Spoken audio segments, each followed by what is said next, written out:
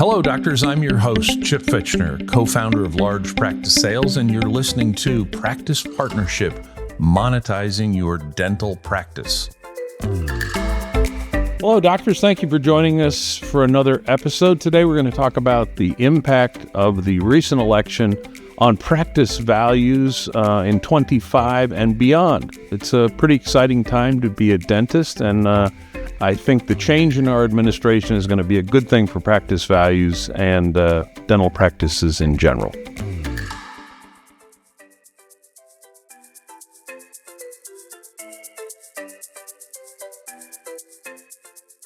You know, it's interesting. It was a very dramatic outcome, giving the Republicans a full trifecta, and then watching Trump's initial cabinet picks is a little interesting.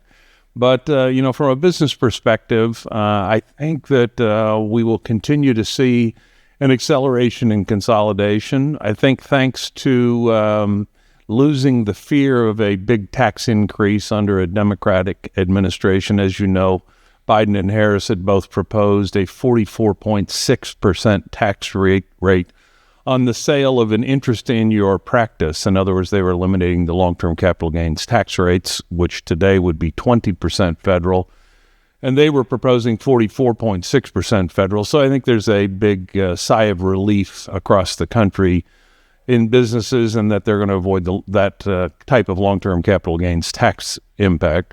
The other thing that's changed from a tax perspective is the Democrats were very eager to close what they call the carried interest loophole. The carried interest loophole is what allows wealthy fund managers who manage private equity funds, venture capital funds, hedge funds, etc., to have a very low tax rate on the income that they receive. And this is something that they have, the Democrats have been screaming about for years. Some of the Republicans have chimed in as well, but I would bet that under Trump, that little problem is gone, which means the money managers are much happier today.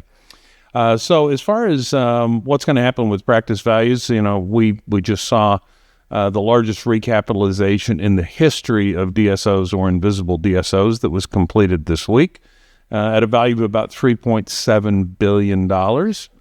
That's a good sign for the future of practice values. I do not think we're going to get, a dramatic increase in the value of practices. And in fact, the invisible DSOs that are partnering with our clients are becoming more and more selective because there are more doctors eager to do these partnerships, particularly young doctors. In the last 24 months, we've completed over $1 billion of invisible DSO partnerships, and of that, 150 million of them have been for doctors in their 30s, which is a huge change. And so if you're an invisible DSO seeking a partner, you would much rather have one in their 30s than one in their 60s or their 50s.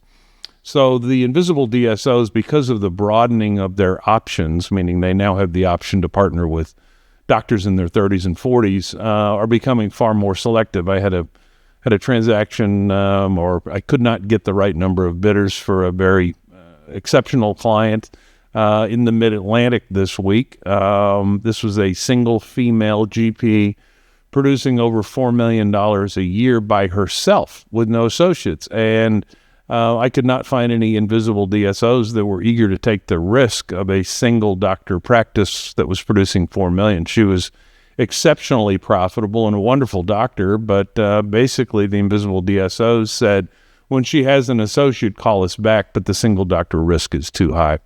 So net, from an election standpoint, we're going to have a more stable tax policy. I believe we will see continued investment in the invisible DSOs by the investment community, which, as a reminder, is not just private equity. Keep in mind that we have sovereign wealth funds, we have family offices, we have traditional investors like BlackRock, who owns 2 invisible DSOs now. So I think we're going to see continued investment in 2025, and it's going to be a good year for practice values.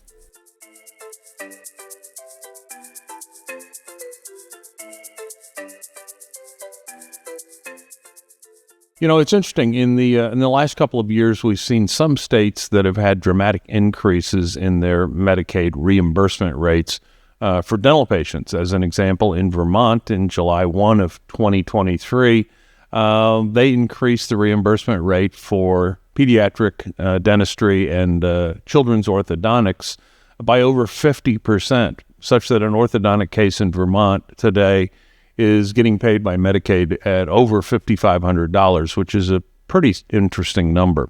And we've seen Medicaid reimbursement rate increases across the country. We've seen them in Ohio. We've seen a big number in Missouri. So keeping an eye on what's going on with Medicaid, and it's on a state-by-state basis, is important to practice value. It'll be interesting to see what the incoming administration does with that.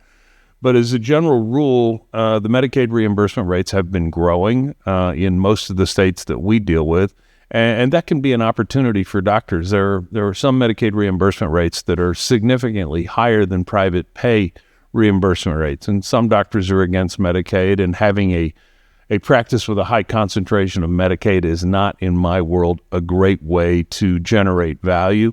But it's something that doctors should keep an eye on as we see how the new administration unfolds on Medicaid. There may be some opportunities.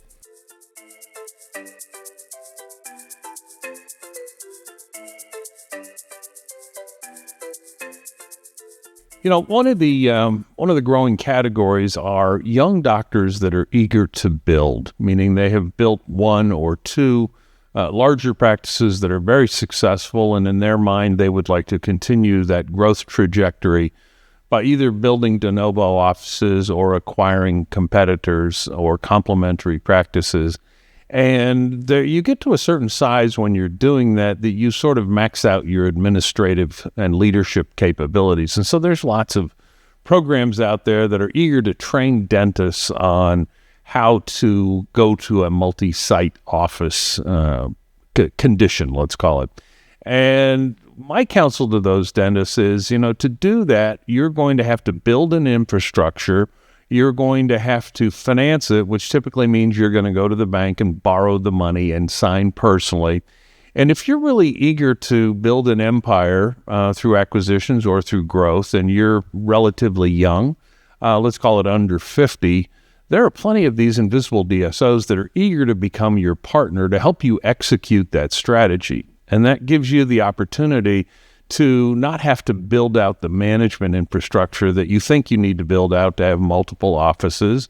You can utilize your invisible DSOs, CFO, CMO, CIO, CDO. You can use all of their chiefs to grow your practice without having to put them on your payroll. And they'll also provide the capital for growth, whether you want to build one or buy one or build 10 or buy 10. They become your bank, and you don't have to sign on it personally. And in these, depending on how you structure them, you, the doctor, can keep a 49% ownership interest with no risk in whatever it is that you build. So if you're a young doctor eager to build and grow, the Invisible DSO partnerships are really something that you should consider because it'll be more profitable for you personally. Yes, you will have a partner, so your ego will not be as assuaged as being the sole king of your kingdom. But I think it's something you should consider from a financial perspective if you can swallow a little ego and put more money in your pocket.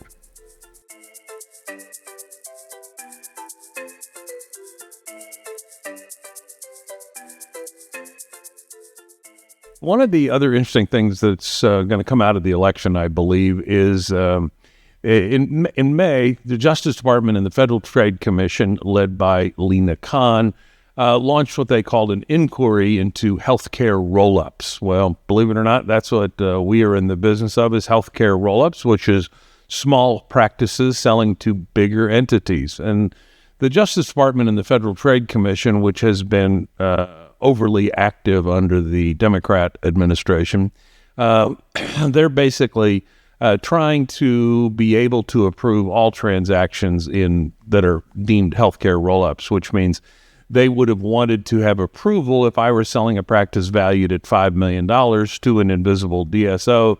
The feds would have wanted to get approval. There was a proposal in California along those lines, which fortunately Gavin Newsom vetoed on September 30th of this year, a small miracle.